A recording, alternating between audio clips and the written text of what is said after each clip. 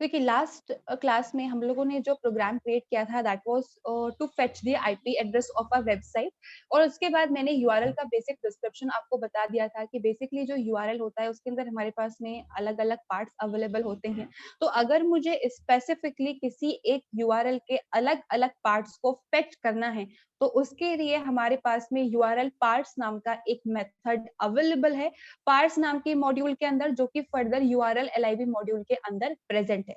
अब यहाँ पे हमारे पास में अलग-अलग तरीके के प्रॉपर्टीज अवेलेबल हैं, मेथड्स अवेलेबल हैं, जिनको यूज करके हम सारी वर्किंग इम्प्लीमेंट कर सकते हैं। तो वही एग्जांपल हम लोग कंटिन्यू कर रहे हैं। सबसे पहले तो यहाँ पे जो मैं मेथड एक्सेस करना चाहती हूँ वो url lib.parse नाम की मॉड्यूल के अंदर प्रेजेंट है। तो मैंने यहाँ पे सबसे पहले इस मॉड्यूल को इम्पोर्ट किया है। इस मॉड्यूल के अंदर और भी कई तरीके की चीजें अवेलेबल हैं। मैंने इस मॉड्यूल के अंदर से एक और मॉड्यूल सिर्फ पार्स मॉड्यूल को इम्पोर्ट किया है। ठीक है। अब यहाँ पे जिस यूआरएल पे मैं एक्चुअली में वर्किंग करवाना चाहती हूँ तो कंप्लीट वेब एड्रेस मैंने यहाँ पे मेंशन कर दिया है https://www.tutorials.com:80/python/index.html। देखिए यहाँ पे जो मैंने वेब एड्रेस पास किया है वो है tutorials.com का। अब यहाँ पे it is a education website, लेकिन यहाँ पे सिर्फ हमेशा आईटी रिलेटेड ही एजुकेशन होगी ऐसा कोई रूल नहीं। यहाँ पे हमारे पास में साइंस रिलेटेड कंटेंट भी होता है और हमारे पास में मैनेजमेंट रिलेटेड कंटेंट भी होता है। तो अगर मैं स्पेसिफिकली सिर्फ इस डोमेन नेम को मेंशन करूंगी तो हम मेन साइट पे पहुंच जाएंगे जहाँ पे अलग अलग कैटेगरीज हमारे पास में निकल के आएगी। लेकिन मुझे यहाँ पे क्या करना है, मुझे पाइथन को स्पेसिफिकली सर्च करना है। तो हम यहाँ पे फर्दर पाथ भी मेंशन कर सकते हैं कि इसके अंदर जो फर्दर कैटेगरी है मुझे उसमें जाना है और इस कैटेगरी के अंदर भी जो हमारा होम पेज है डायरेक्टली उस पे पहुंच जाना। ठीक है, यानी कि जो मेन पहले हमारा जो होम पेज होता है उस पे पहुंच जाना। तो इस तरीके से मैंने यहाँ पे एक वेब एड्रेस काम में लिया है जिससे मैंने असाइन करवा दिया है यूआरएल नाम के वेरिएबल के अंदर। प्री डिफाइन नहीं है, आप अपनी मर्जी से कुछ भी इसका नाम रख सकते हैं। ठीक है। नेक्स्ट मैंने यहाँ पे यूआरएल एलआईवी मॉड्यूल में जो पार्स मॉड्यूल प्रेजेंट है उसके अंदर यूआरएल पार्स नाम का मेथड हमारे पास में अवेलेबल होता है जिससे हम किसी भी तरीके का वेब एड्रेस पास करते हैं। चाहो तो डायरेक्टली कोड्स के अंदर भी वेब एड्रेस पास कर सकते हो और चाहो तो वेरिएबल भी पास कर सकते हो। दोनों ऑप्शंस यहाँ पे हमारे पास में अवेलेबल हैं। अब ये प्री डिफाइंड फंक्शन है हमारा, ये एक्चुअली में करता क्या है, ये हमारी जितने भी यूआरएल के पार्ट्स होंगे। अब यूआरएल के पार्ट कौन कौन से होते हैं, उसका डोमेन नेम होता है, उसका स्कीम होता है, किस तरीके की फाइल है, कौन से पोर्ट नंबर को काम में ले रहा है। अलग-अलग पार्ट्स को ये क्या करता है, एक टपल के फॉर्म में रिटर्न करने का काम करता है। तो जो भी वैल्यू ये रिटर्न करेगा यानी कि टपल के फॉर्म में सारा डेटा रिटर्न करेगा, उसे मैंने टीपीएल नाम के वेरिएबल के अंदर स्टोर करवा लिया है और उसके बाद मैंने सिंपली इस टीपीएल को प्रिंट करवा लिया है। अब यहाँ पे इस टीपीएल को जब मैंने प्रिंट करवाया तो देखिए हमारे पास में जो आउटपुट आया है वो कुछ इस तरीके से आया। सबसे पहले तो हमारे पास में यूआरएल को हमने पार्ट्स किया है तो पार्ट्स रिजल्ट करके हमारे पास में आउटपुट डिस्प्ले करने का इसका तरीका है। सबसे पहले हमारे पास में जो पार्ट निकल के आया है दैट इज स्कीम। स्कीम का सिंपली मतलब होता है जो प्रोटोकॉल हमने काम में लिया है किसी भी टाइप के वेब एड्रेस को एक्सेस करने के लिए। तो यहाँ पे एचटीटीपीएस प्रोटोकॉल को ये काम में ले रहा है। उसके बाद आता है हमारा डोमेन नेम। तो डोमेन नेम के लिए यहाँ पे नेट लॉक जो प्रॉपर्टी है वो काम में ली जाती है। तो डोमेन नेम के साथ साथ पोर्ट नंबर भी स्पेसिफिकली इस नेट लॉक के अंदर आ जाता है। कौन से डोमेन नेम को आपने कौन से पोर्ट नंबर से एक्सेस किया है। उसके बाद आता है हमारा पाथ। बेसिकली यहाँ पे हम जो भी सब फोल्डर्स और जो भी फाइल्स का नेम मेंशन करते हैं वो पाथ के अंदर ही आता है। तो कंप्लीट पाथ यहाँ पे हमारे पास में इंफॉर्मेशन स्टोर होके आ जाएगी। अब उसके बाद यहाँ पे हमारे पास में दो और चीजें आती हैं that is params and query. Basically यहाँ पे होता क्या है, आई डोंट नो कि आपने एचटीएमएल में ये चीजें पढ़ी है नहीं पढ़ी है, बट नेक्स्ट ईयर जब आप लोग वेब टेक्नोलॉजी वाला पार्ट पढ़ोगे तो उसमें पीएचपी के अंदर होगा क्या, PHP is a server side scripting language. तो एक्चुअली में जैसे हम फंक्शंस को पैरामीटर्स पास करते हैं उसी तरीके से पीएचपी के प्रोग्राम के अंदर अगर हमें पैरामीटर्स पास करने होंगे तो यूआरएल के साथ में हमें पैरामीटर को पास करना होता है। लाइक सपोज मैंने कुछ वेरिएबल क्रिएट किया है, var1 है, var1 इज इक्वल्स टू 23 लिखा है, फिर मैंने लिखा है var2 is equals to 34। Integer type के वेरिएबल्स पे कुछ वर्किंग करवानी है। तो यहाँ पे ये var2 और var1 क्या है, ये पैरामीटर्स हैं। तो वो आते हैं हमारे इस परम्स नाम की प्रॉपर्टी के अंदर, और क्वेरी जो है वो बनती है हमारी कंप्लीट जो वैल्यूज हम पास करते हैं किसी भी एक स्पेसिफिक प्रोग्राम को, वो बनती है हमारी क्वेरी। तो ये हमारी कंप्लीट क्वेरी है। आई एम श्योर आप सब लोगों ने देखा होगा कि जब भी कोई वेबसाइट को एक्सेस करते हैं तो क्वेश्चन मार्क, परसेंटेज सिंबल, अलग अलग तरीके के सिंबल्स निकल के आते हैं। वो कंप्लीट कहलाती है हमारी क्वेरी जो हमने पास की है, और उसके अंदर जो अलग अलग पैरामीटर्स हम लोग पास करते हैं, स्पेसिफिकली जो वैल्यूज होती हैं, वो आता है इस पैराम्स के अंदर। अब एज सच मैंने यहाँ पे कोई क्वेरी पास नहीं करी है, कोई पैरामीटर्स नहीं है, इस वजह से ये दोनों एम्प्टी आए हैं और बाकी सारी प्रॉपर्टीज में स्पेसिफिक वैल्यू आ गई है। तो अब यूआरएल के साथ में कैसे चीजें पास होती हैं, ये तो आप नेक्स्ट ईयर में पढ़ोगे, इसलिए मैं अभी आपको नहीं बता रही हूँ, चीजें कॉम्प्लिकेटेड होंगी और कुछ नहीं होगा। बस आपको ये चीज ध्यान रखनी है कि यूआरएल के बहुत सारे पार्ट्स हमारे पास में अवेलेबल हैं, जिनको अगर हम चाहें तो एक टपल के फॉर्म में स्टोर करवा सकते हैं, और अगर हम चाहें तो इस टपल को ही यूज करके हम अलग अलग पार्ट्स को अलग अलग प्रिंट स्टेटमेंट में भी डिस्प्ले करवा सकते हैं। तो वही प्रोग्राम का नेक्स्ट पार्ट है। मैंने यहाँ पे प्रॉपर मैसेजेस के साथ में इस अलग अलग प्रॉपर्टीज को काम में लिया है जो इस टपल के साथ में हमारे पास में अवेलेबल है।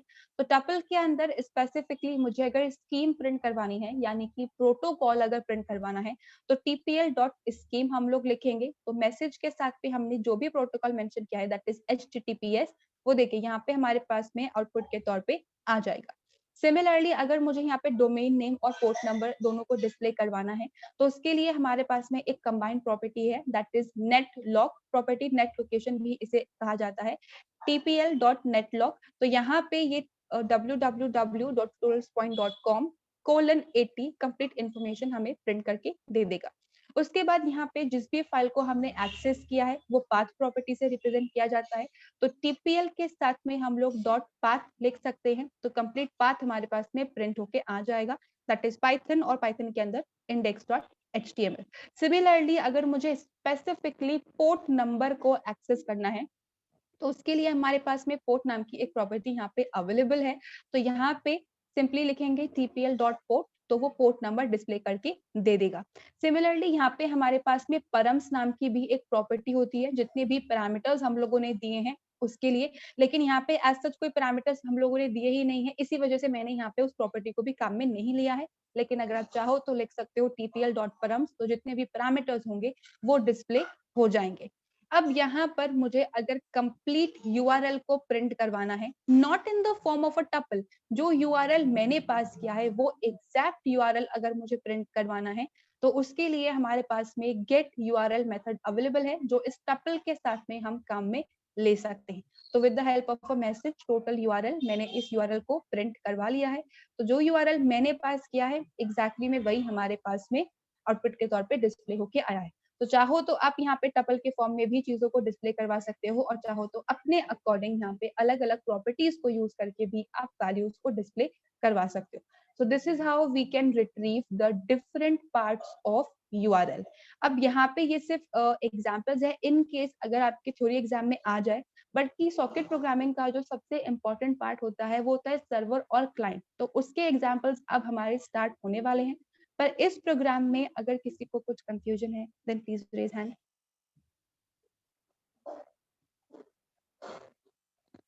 Now this is the important part. Practical में तो एज सच इनसे रिलेटेड कुछ भी आता नहीं है इन्फॉर्मेशन, लेकिन जो थ्योरी एग्जाम होते हैं उसमें ऐसा होता है कि लॉन्ग क्वेश्चन के अंदर आपसे पूछ लिया जाए कि सॉकेट प्रोग्रामिंग को एक्सप्लेन करो। तो बेसिक डेफिनेशन आपको लिखनी है, क्या मतलब है सॉकेट प्रोग्रामिंग का, सॉकेट क्या होता है, पोर्ट नंबर क्या होता है, और सर्वर क्लाइंट क्या होता है। और उसके बाद हो सकता है आपको चॉइस दी जाए एक्सप्लेन विद एन एग्जाम्पल, या फिर स्पेसिफिकली आपको कहा जाए कि टीसीपी आईपी सर्वर क्लाइंट के रिलेशनशिप को एक्सप्लेन करो। तो सेम कंसेप्ट है, आपको सॉकेट प्रोग्रामिंग, सर्वर और क्लाइंट एक्सप्लेन करना है, और फिर जो प्रोग्राम्स मैंने अभी आपको बताऊंगी ये प्रोग्राम्स आपको मेंशन करने हैं। तो सबसे पहले जो हम सर्वर और क्लाइंट का एक्चुअल वर्किंग इंप्लीमेंट कर रहे हैं, that is of TCP IP server. अब टीसीपी आईपी का सिंपली मतलब होता है कि हमारे पास में कनेक्शन ओरिएंटेड काम होने वाला है। जब तक कनेक्शन फॉर्म नहीं हो जाता तब तक डेटा का एक्सचेंज, डेटा का ट्रांसफर नहीं होगा, दैट इज टीसीपी आईपी। अब यहाँ पे एक्चुअली में जो सॉकेट्स आने वाले हैं उनकी वर्किंग इसी प्रोग्राम से स्टार्ट हो रही है। तो जो प्रोग्राम मैंने क्रिएट किया है उसे मैंने tcp server.py फाइल के नेम से सेव कर लिया है।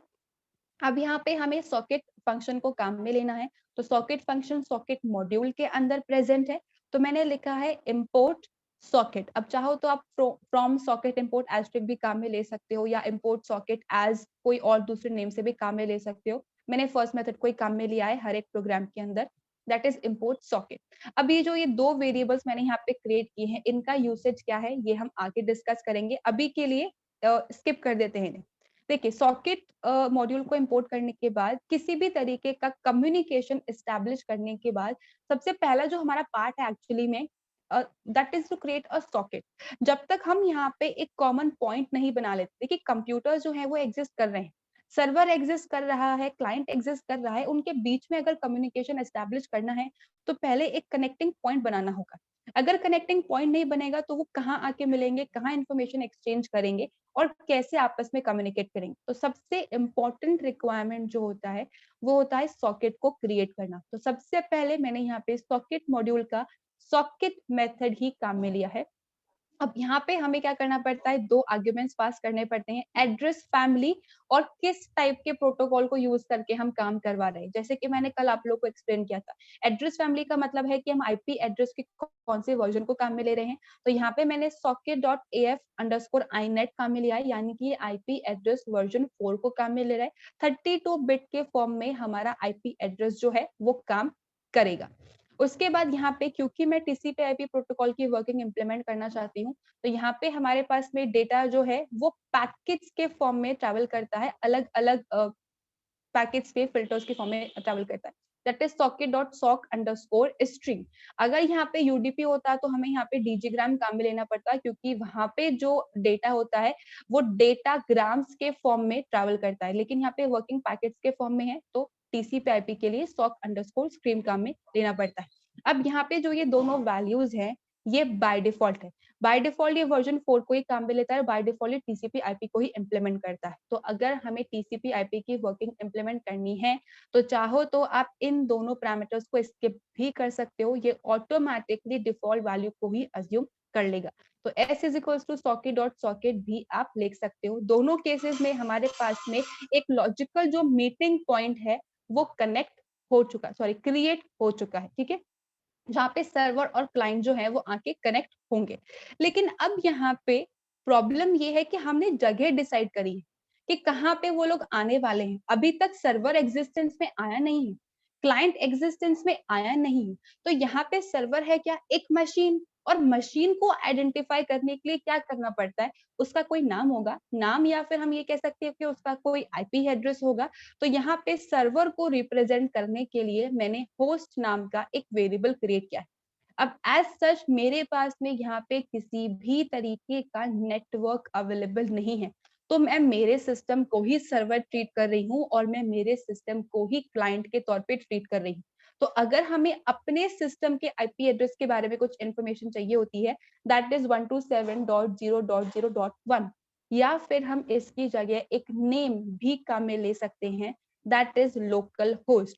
तो सर्वर भी मेरा ही सिस्टम है और क्लाइंट भी मेरा ही सिस्टम होगा इन फ्यूचर जब हम उसका प्रोग्राम इम्प्लीमेंट करेंगे। अब यहाँ पे सर्वर हम काम में लेने वाले हैं ये पता चल गया, लेकिन सॉकेट जगह भी डिसाइड कर ली, लेकिन सॉकेट कैसे आइडेंटिफाई करेगा? ऐसा तो है नहीं ना कि यहाँ पे सिर्फ एक ही सर्वर है, एक ही क्लाइंट है, बहुत सारे हो सकते हैं, बहुत सारी जगह हो सकती है, बहुत सारे कम्युनिकेशन हो सकते हैं, बहुत सारी रिक्वेस्ट एक साथ हो सकती है। तो हमें क्या करना पड़ता है, हमें एट अ टाइम एक स्पेसिफिक पाथ सेलेक्ट करना पड़ता है, फिक्स लोकेशन देनी पड़ती है जहाँ पे आके कम्युनिकेशन होगा, that is known as port number. तो यहाँ पे मैंने पोर्ट नंबर के लिए पोर्ट नाम का एक वेरिएबल क्रिएट किया, जिसके अंदर मैंने वैल्यू असाइन कर दी है 5000। 0 से लेके 65,535 तक हमारे पास में ऑप्शंस है। प्री डिफाइंड को अगर मैं काम में लूंगी तो मेरे कंप्यूटर के जो और वर्किंग है वो बीच में रुक जाएगी और प्रोग्राम में एरर आ जाएगी। इस वजह से मैंने यहाँ पे खुद का अपना एक पोर्ट नंबर सेलेक्ट किया और उसे असाइन कर दिया वेरिएबल के अंदर। अब कौन से सर्वर को हम काम में लेने वाले हैं ये बता दिया, और कौन सा पोर्ट नंबर काम में लेने वाले हैं ये भी बता दिया, लेकिन यहाँ पे कौन से सॉकेट से ये एसोसिएटेड है ये अभी तक हमें नहीं पता। तो यहाँ पे हमें क्या करना पड़ता है, हमें सॉकेट के साथ में बाइंड मेथड को काम में लेना पड़ता है, ताकि हम बेसिकली ये बता सके इस स्पेसिफिक जगह पे इस सर्वर को जाना है। तो यहाँ पे जो बाइंड मेथड होता है उसे टपल टाइप का एक आर्ग्यूमेंट हमें पास करना पड़ता है। उस टपल के अंदर हम होस्ट का नाम और पोर्ट नंबर स्पेसिफाई करते हैं। अब चाहो तो यहाँ पे आप डायरेक्टली टपल के अंदर वैल्यूज पास कर सकते हो, पोर्ट्स में लोकल होस्ट या आईपी एड्रेस और 5000 मैंने यहाँ पे पहले वेरिएबल क्रिएट किए हैं और उसके बाद इन्हें यहाँ पे पास किया है। तो बेसिकली सर्वर को और यहाँ पे जो स्पेसिफिक पोर्ट नंबर है उसे मैंने इस सॉकेट से एसोसिएट करवा दिया है। अब यहाँ पे हम ये कह रहे हैं कि जो सर्वर है वो कनेक्शंस एक्सेप्ट करेगा, रिक्वेस्ट एक्सेप्ट करेगा। तो एट अ टाइम वो कितने लोगों की रिक्वेस्ट एक्सेप्ट करेगा? 5, 10, 15, 20 कितने लोगों की रिक्वेस्ट एक्सेप्ट करेगा? कितने क्लाइंट एक सर्वर से कनेक्ट हो सकते हैं? तो अगर हम चाहें तो उसकी लिमिटेशंस डिसाइड कर सकते हैं, जैसे कि ज़ूम के साथ में है। अगर हमने कोई एक स्पेसिफिक मीटिंग क्रिएट करी है तो 100 लोगों से ज्यादा वो अकोमोडेट नहीं करता है। अगर 101% ट्राई करेगा तो उसका कनेक्शन डिनाई हो जाएगा, वो मीटिंग ज्वाइन नहीं कर पाएगा। तो सिमिलरली अगर हम चाहें तो हम भी सर्वर और क्लाइंट में जो क्लाइंट का काउंट है उसको फिक्स कर सकते हैं और उसके लिए काम में लिया जाता है लिसन मेथड। इसका मतलब ये है कि जो सॉकेट हमने क्रिएट किया है वहां पे सर्वर कितने क्लाइंट के कनेक्शंस को एक्सेप्ट कर सकता है। बाय डिफॉल्ट तो 1 होता है यहाँ पे, और अगर मैं यहाँ पे स्पेसिफिकली कोई नंबर पास कर दूं, लाइक मैंने 5 पास कर दिया है, तो ये सर्वर सिर्फ 5 क्लाइंट के कनेक्शंस को ही एक्सेप्ट करेगा। अगर 6 पर्सन आता है सेम सॉकेट पे कनेक्शन मांगने के लिए, तो ये उसको डिनाई कर देगा कि आपके लिए अभी हमारे पास में कुछ भी अवेलेबल नहीं है। Maximum connections allowed are 5। तो यहाँ पे चाहो तो कोई स्पेसिफिक नंबर भी पास कर सकते हो, बाय डिफॉल्ट 1 होता है। तो अभी मैं बाय डिफॉल्ट 1 को ही काम में ले रही हूँ। अब यहाँ पे 5, 10, 15, 20 जितने क्लाइंट्स आपके हैं आप उनका स्पेसिफिक नंबर यहाँ पे पास कर सकते हैं। अब सॉकेट क्रिएट हो चुका है, सर्वर को किस लोकेशन पे जाना है हमने ये भी बता दिया, कितने कनेक्शंस वो एक्सेप्ट करने वाला है ये भी हमने बता दिया। लेकिन जब क्लाइंट आएगा तभी तो कनेक्शन फॉर्म होगा। क्लाइंट जब रिक्वेस्ट करेगा तभी तो हम उसकी बात सुनेंगे और तभी तो हम रिस्पॉन्ड करेंगे। तो कोई भी क्लाइंट अगर कनेक्शन फॉर्म करने का ट्राई करता है तो हमें उसकी रिक्वेस्ट को एक्सेप्ट करने के लिए एक्सेप्ट मेथड को काम में लेना पड़ता है। तो जो भी सॉकेट पे सर्वर प्रेजेंट है उसके साथ में हम एक्सेप्ट मेथड को काम में लेंगे। अब ये जो एक्सेप्ट मेथड है ये 2 चीजों को रिटर्न करने का काम करता है। सबसे पहले तो ये हमें एक कनेक्शन ऑब्जेक्ट रिटर्न करता है। जो कनेक्शन हम लोगों ने फॉर्म किया है, जो एक लाइन हम लोगों ने फॉर्म किया है कम्युनिकेशन की, ये ऑब्जेक्ट हमें रिटर्न करेगा, ठीक है। और साथ साथ में ये हमें रिटर्न करेगा जो हमारा क्लाइंट है उसका आईपी एड्रेस। अब क्लाइंट का आईपी एड्रेस जिस भी नेटवर्क से, जिस भी सिस्टम से उसने हम रिक्वेस्ट करी है उसका आईपी एड्रेस यहाँ पे आएगा और ये है हमारा कनेक्शन ऑब्जेक्ट। बेसिकली ये क्लाइंट का सॉकेट होगा। तो यहाँ पे ये क्लाइंट का सॉकेट और एक क्लाइंट का आईपी एड्रेस।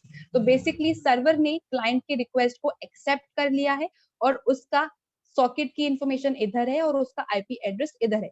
अब सिंपली मैंने यहाँ पे एक प्रिंट मैसेज डिस्प्ले करवा दिया कि कनेक्शन फॉर्म हो चुका है। अब यहाँ पे हम क्या करवा रहे हैं, हम यहाँ पे सर्वर साइड से क्लाइंट को एक मैसेज सेंड कर रहे हैं। तो मैंने यहाँ पे लिखा है c.send। किसी भी तरीके का message in TCP IP I am talking, किसी भी तरीके का मैसेज अगर हमें सर्वर से क्लाइंट को भेजना है या क्लाइंट से सर्वर को भेजना है, दोनों केसेस में हमें सेंड मेथड को काम में लेना होता है। लेकिन यहाँ पे जो टीसीपी आईपी हमारा प्रोटोकॉल होता है वो क्या करता है, डायरेक्टली स्ट्रिंग को कभी ट्रांसफर नहीं करता। हमेशा वो डेटा को बाइट्स के अंदर मतलब बाइनरी फॉर्म के अंदर कन्वर्ट करता है और उसके बाद ट्रांसमिशन करता है। तो यहाँ पे डेटा को बाइनरी के अंदर कन्वर्ट करने के हमारे पास में 2 तरीके होते हैं। सबसे पहला तरीका तो ये है कि जो भी मैसेज हमें सेंड करना है, that is hello client how are you, मैंने सिंपल एक मैसेज लिखा है जो भी क्लाइंट है उसे पूछने के लिए, उसके आगे हम बी से प्रिसीड कर सकते हैं। तो अब यहाँ पे होगा क्या, पहले डेटा बाइट्स के अंदर कन्वर्ट होगा, बाइनरी के फॉर्म के अंदर कन्वर्ट होगा और उसके बाद इस कनेक्शन सॉकेट पे ट्रांसफर होगा, यानी कि क्लाइंट के सॉकेट पे ट्रांसफर होगा। यहाँ पे हमें क्लाइंट को इंफॉर्मेशन पास ऑन करनी है और क्लाइंट के सॉकेट की इंफॉर्मेशन है इस सी के अंदर, ठीक है। तो यहाँ पे सी को हम मैसेज सेंड करेंगे, हम यहाँ पे एस काम में नहीं लेंगे क्योंकि एस रिप्रेजेंट सर्वर और भेजनी है हमें इन्फॉर्मेशन क्लाइंट को। तो क्लाइंट का जो भी सॉकेट है वहाँ पे मैंने बाइनरी के अंदर मैसेज को कन्वर्ट करके सेंड कर दिया। अब दूसरा तरीका क्या है? हम यहाँ पे मैसेज क्रिएट कर सकते हैं। मैंने एक एमएसजी वेरिएबल बनाया और उसके अंदर मैंने बाय नाम की एक मैसेज स्टोर करवा दिया। दूसरा तरीका ये है कि हम इस मैसेज को एनकोड कर सकते हैं। ये एनकोड और डिकोड मेथड मैंने आप लोगों को पहले भी करवाया था फाइल हैंडलिंग के अंदर, जब हम लोगों ने बाइनरी फाइल्स रिलेटेड वर्किंग की थी। तो वही मेथड है, किसी भी तरीके की स्ट्रिंग को अगर हमें बाइनरी फॉर्म के अंदर कन्वर्ट करना है, तो या तो हम उसे बी से प्रीसीड कर सकते हैं या फिर हम एनकोड मेथड काम में ले सकते हैं। तो पहले हमारा मैसेज बाइनरी के अंदर कन्वर्ट होगा और उसके बाद क्लाइंट को सेंड किया जाएगा। उसके बाद क्या किया है? उसके बाद हमने क्लाइंट के सॉकेट के कनेक्शन को क्लोज़ कर दिया है। ठीक है? तो यहाँ पे एट अ टाइम एक क्लाइंट की हमने रिक्वेस्ट को एक्सेप्ट किया, उसे मैसेज भेजा और फिर उसके कनेक्शन को क्लोज कर दिया।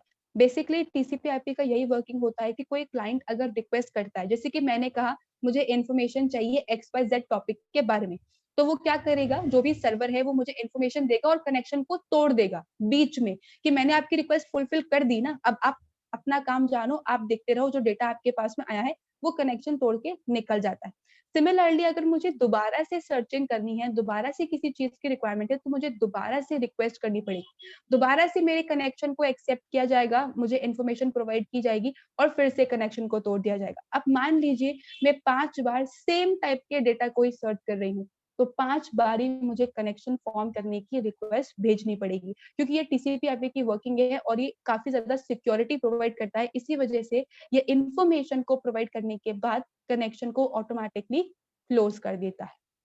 अब यहाँ पे इस प्रोग्राम को अगर आप इंडिविजुअली रन करोगे, तो आपके पास में कुछ भी आउटपुट निकल के नहीं आने वाला है। क्यों नहीं निकल के आएगा? क्योंकि यहाँ पे अकेला सर्वर जो है वो कुछ काम नहीं करता। हम जब तक कुछ रिस्पॉन्ड नहीं करेंगे, जब तक हम कुछ इनिशिएट नहीं करेंगे कि हमें इससे रिलेटेड इन्फॉर्मेशन चाहिए, तो सर्वर कुछ भी हमें नहीं देगा रिटर्न करके। तो यहाँ पे जब तक हम क्लाइंट का प्रोग्राम नहीं बना लेते, तब तक सर्वर कुछ भी हमें इम्प्लीमेंट नहीं करके देगा। तो क्लाइंट के प्रोग्राम बताने से पहले किसी भी स्टेप में कुछ प्रॉब्लम है तो आप लोग वो पूछ लीजिए और ये स्टेप्स फिक्स है, हमें इसी ऑर्डर के अंदर काम करना पड़ता है। पहले सॉकेट फॉर्म होगा, फिर सर्वर कौन से पोर्ट नंबर पे जाएगा वो हम सॉकेट से एसोसिएट करवाएँगे। अगर फिर उसके बाद कितने क्लाइंट्स हैं, कनेक्शन एक्सेप्ट करना और उसके बाद एक्चुअल वर्किंग इम्प्लीमेंट करवाना, फॉलोड बाय कनेक्शन को क्लोज़ करना। ये सीक्वेंस फिक्स है, इसी सीक्वेंस में ही सारा काम होता है। किसी भी स्टेप में कुछ भी प्रॉब्लम है